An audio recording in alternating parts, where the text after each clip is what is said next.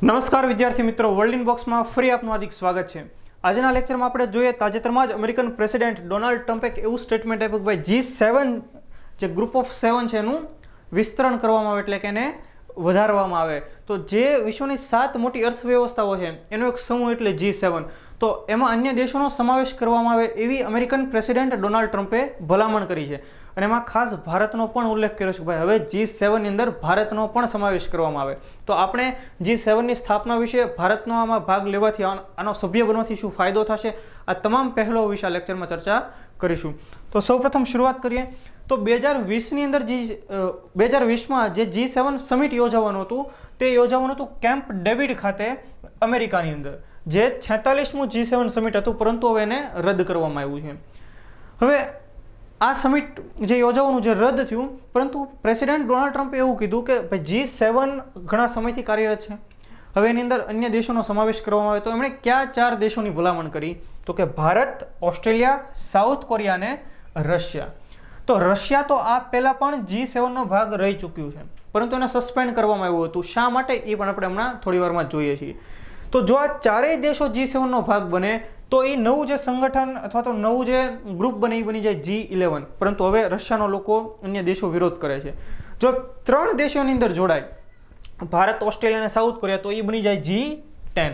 આવું એક બીજું G10 સમૂહ પણ છે જે આનાથી અલગ છે, એટલે બંને આપણે મિક્સ કરશું નહીં.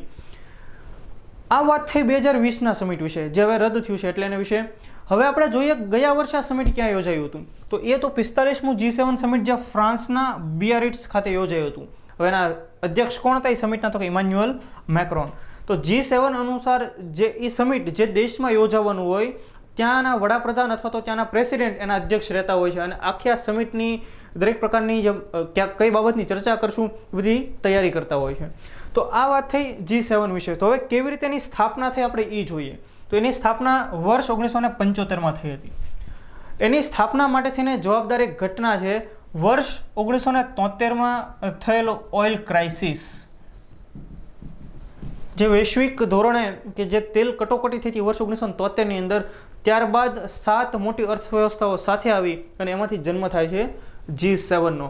તો વર્ષ 1973માં ઓઇલ ક્રાઇસિસ શા માટે સર્જાણા હતા, તો આપણે એના વિશે જોઈએ. તો એના માટે આપણે થોડીક હિસ્ટ્રી જોવી પડશે, એક યુદ્ધ જોવું પડશે. જે યુદ્ધનું નામ છે યોમ કિપ્પુર વોર અથવા ઓક્ટોબર વોર, અને Arab Israel conflict as a part of એને એવી રીતે ગણવામાં આવે છે. અને સાથે એને રમાદાન અથવા તો રમઝાન વોર તરીકે પણ ઓળખવામાં આવે. વિશ્વનો એક નાનો એવો દેશ, પરંતુ એની મિલિટરી તાકાત, એની જાસૂસી સંસ્થાને કારણે ખૂબ નામના ધરાવે છે, જેનું નામ છે ઇઝરાયલ. દોસ્તો, એક મહત્વનો સવાલ અહીં આપણે પૂછું છું કે ઇઝરાયલની જે જાસૂસી સંસ્થા છે કે જે વિશ્વની અંદર ખૂબ પ્રચલિત છે, ખૂબ પ્રખ્યાત છે, એનું નામ તમે કમેન્ટ બોક્સમાં લખશો. તો વર્ષ 1973ના ઓક્ટોબર માસની અંદર 6 ઓક્ટોબરથી 25 ઓક્ટોબર 1973 દરમિયાન આ યુદ્ધ થાય છે. હવે એનું નામ કેમ રમઝાન અથવા રમાદાન યુદ્ધ? તો કે રમઝાન માસ દરમિયાન લડાયું હતું. અને કેમ યોમ કિપ્પુર વોર? તો યોમ કિપ્પુર એ યહૂદીઓનો પવિત્ર દિવસ હોય છે, અને એ દિવસે આ યુદ્ધની શરૂઆત થાય છે, એટલે એને યોમ કિપ્પુર વોર તરીકે પણ ઓળખવામાં આવે છે. હવે આપણે જોઈએ મુખ્ય બાબત કે કઈ ઘટના ઘટી તેમાં. તો શરૂઆતમાં આ યુદ્ધ દરમિયાન ઇઝરાયલનો ઘણો ખરો પરાજય થાય છે, પરંતુ ત્યારબાદ અમેરિકાનો વગેરેનો સહકાર મળે છે, એટલે ઇઝરાયલે જોર્ડન, ઇજિપ્ત, સિરિયા એના ઘણા બધા પ્રાંતો પોતે કબજે કરી લીધા હતા. યાદ રાખો, આ સિનાઈ નામનો પ્રાંત જે ઇજિપ્તનો, વર્તમાનમાં પણ ઇજિપ્ત પાસે છે, પરંતુ એ સમયે ઇઝરાયલે લઈ લીધેલો. આ ગાઝા પટ્ટી, આ વેસ્ટ બેંક જે પેલેસ્ટાઇનનો ભાગ, એમાં પણ મહત્વના વિસ્તારો ઉપર ઇઝરાયલે કબજો કરી લીધો. સાથે જોર્ડન અને અહીંયા સિરિયાની આ છે ગોલનની પહાડીઓ, જેને કહેવાય ગોલન હાઇટ્સ. એ સમયે સિરિયાનો ભાગ હતું. વર્તમાનમાં પણ એ ગોલન હાઇટ્સ કોની પાસે છે? ઇઝરાયલ પાસે છે. તો સાથે ઇઝરાયલનું એક મહત્વનું શહેર જેરુસલેમ, ક્યારેક જેરુસલેમ ડિસ્પ્યુટ શું એના વિશે પણ આપણે જોઈશું. તો આ યુદ્ધનું પરિણામ એવું આવ્યું કે શરૂઆતમાં ઇઝરાયલને થોડો ઘણો માર પડ્યો, પરંતુ ત્યારબાદ એનો વિજય થાય છે અને ઘણા બધા પ્રાંતો એણે કબજે કરી લીધા. આગળ જતાં વર્ષ 1979-80 આજુબાજુ ઇજિપ્ત સાથે ઇઝરાયલને એવી સંધિઓ થાય છે, અને આ સિનાઈ પ્રાંત એ ફરી પાછો ઇજિપ્તને આપી દે છે. તો આ યુદ્ધ દરમિયાન આરબના દેશો, જે આ યુદ્ધ જે થયું હતું એને લીડ કર્યું હતું ઇજિપ્ત અને સિરિયાએ. તો આ આરબના દેશોએ અમેરિકા, ત્યારબાદ અન્ય દેશો કે જેણે ઇઝરાયલની મદદ કરી હતી, એની ઉપર પ્રતિબંધો મૂકી દીધા કે હવે અમે તમને ઓઇલ એટલે કે ક્રૂડ ઓઇલ આપશું નહીં. આરબના દેશોની સૌથી મહત્વની તાકાત હોય તો એનું છે ક્રૂડ ઓઇલ. હવે આ ક્રૂડ ઓઇલ એને નહોતું મળતું ને એને કારણે વર્ષ 1973ની અંદર ઓઇલ ક્રાઇસિસ સર્જાય છે. હવે આ તો વિશ્વની 7 મોટી અર્થવ્યવસ્થા ધરાવનારું એક સંગઠન બને છે. તો જે દેશો પર પ્રતિબંધ મૂક્યો હતો એ લોકોએ કીધું કે આપણે તો મહત્વના દેશો છીએ, આપણી અર્થવ્યવસ્થા ખૂબ પાવરફુલ છે, તો આપણે પણ એક એવું સંગઠન બનાવીએ કે જે સંગઠને લીધેલા નિર્ણયો વિશ્વના તમામ દેશો ઉપર અસર કરતા રહે છે. અને એમાંથી જન્મ થાય છે G6નો, એટલે કે 6 દેશો 6 મોટી અર્થવ્યવસ્થા ધરાવનારા દેશો સાથે આવે છે અને G6 બને છે. કયા કયા 6 દેશો? તો કે France, Germany, Italy, Japan, United Kingdom અને અમેરિકા.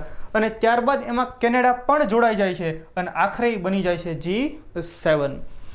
વર્ષ 1997-98નો સમયગાળો, એ દરમિયાન બીજો એક મહત્વનો મિલિટરી પાવર, વિશ્વનો મોટો દેશ રશિયા પણ આ સંગઠનનો ભાગ બને છે. આપણે ઇમેજમાં જોઈએ કે Germany, UK, France, Canada, US, Italy, Japan અને રશિયા. તો 97માં જ રશિયા જોડાઈ જાય છે, પરંતુ ફોર્મલી રીતે રશિયા ક્યારે જોડાણું ગણાય?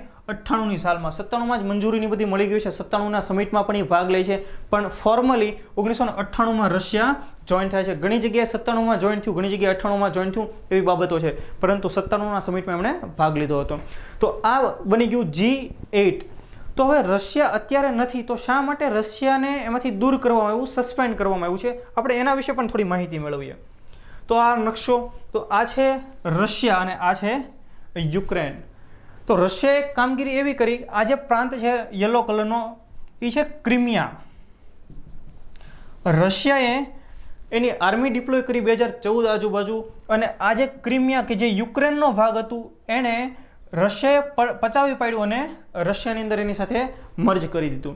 અને આ ઘટનાએ, એટલે કે યુક્રેન પાસેથી રશિયા દ્વારા જે ક્રિમિયા લઈ લેવામાં આવ્યું, એ ઘટનાને કારણે જે G7 દેશો હતા એ નારાજ થઈ ગયા અને 2014માં રશિયાને સસ્પેન્ડ કરી લીધું. એટલે G8 એમાંથી રશિયા જતું રહ્યું, એટલે ફરી પાછું એ ગ્રુપ બની ગયું G7. તો આ રશિયાને સસ્પેન્ડ માટેનું કારણ હતું. તો આવી રીતે G7નું નિર્માણ ફરી પાછું થઈ ગયું. તો વર્તમાનની અંદર એવી બાબત કહેવામાં આવી છે કે ભારત, ઓસ્ટ્રેલિયા અને દક્ષિણ કોરિયા એટલે કે સાઉથ કોરિયાને પણ આ ગ્રુપની અંદર સમાવવામાં આવે. તો દોસ્તો આ આખી માહિતી હતી G7 વિશે. G7 મોટી અર્થવ્યવસ્થા ધરાવનારા દેશો છે. જો ભારત એનો સભ્ય બની જાય તો ભારતને ખૂબ આર્થિક ફાયદો થવાનો રહેશે. બીજું કે ચીન આ G7નો ભાગ નથી, અને વર્તમાનની અંદર એનું જે એક્સપાન્ડ કરવાનું, એનું જે વિસ્તરણ કરવાનું છે એમાં પણ કંઈ ચીનનું નામ નથી. એના કારણે ભારતના જે G7 દેશો સાથે ખૂબ સારા સંબંધો થશે અને આપણે ચીન ઉપર થોડોક પ્રભાવ પાડવાની અંદર સફળ રહીશું. તો ગયા લેક્ચરની અંદર દોસ્તો એક સવાલ પૂછેલો, 3 જેટલા સવાલની અંદર પૂછાતા કે ક્રિસ્ટોફર કોલંબસ કયા જહાજની અંદર ભારત શોધવા માટે નીકળે છે? તો એ જહાજના નામ છે નીના, પિન્ટા અને સાન્ટા મારિયા. 3 જહાજ લઈને એના 88 સાથીઓ સાથે 3 ઓગસ્ટ 1492ના રોજ તે ભારત શોધવા માટે નીકળી જાય છે અને પહોંચી જાય છે અમેરિકા, પરંતુ એને એ ભારતમાંની બેસે છે. બીજો સવાલ એક એવો હતો કે યોર્કટાઉન કઈ નદીના કિનારે આવેલું છે? તો દોસ્તો એ યોર્ક નદીના કિનારે આવેલું છે. અને ત્રીજો સવાલ એવો હતો કે અમેરિકન સંસ્થાનવાસીઓએ જે ચાના કર ઉપર એના કારણે જે આંદોલન કર્યા હતા, એ આંદોલનને દાંડી યાત્રા સાથે કોણે સરખાવી હતી? તો એનું નામ છે ધનવંત ઓઝા. એમણે ચાના કરના આંદોલનને દાંડી યાત્રા સરખાવી હતી. તો દોસ્તો આ માહિતી G7 વિશે, ઉપરાંત લાસ્ટ લેક્ચરની અંદર પૂછેલા સવાલો વિશે. દોસ્તો આ વિડીયો તમારા મિત્રો સાથે શેર કરો, મહત્તમ એને જો લાઇક કરો, એકમાત્ર લાઇક બટન આપવાનું છે. ક્યાં ક્યાં ટોપિક તમે લોકો ઈચ્છી રહ્યા છો એ પણ અમને કમેન્ટમાં લખો, અમે એના ઉપર વધુ કામ કરશું અને આપના સુધી પહોંચાડતા રહીશું. Thank you very much.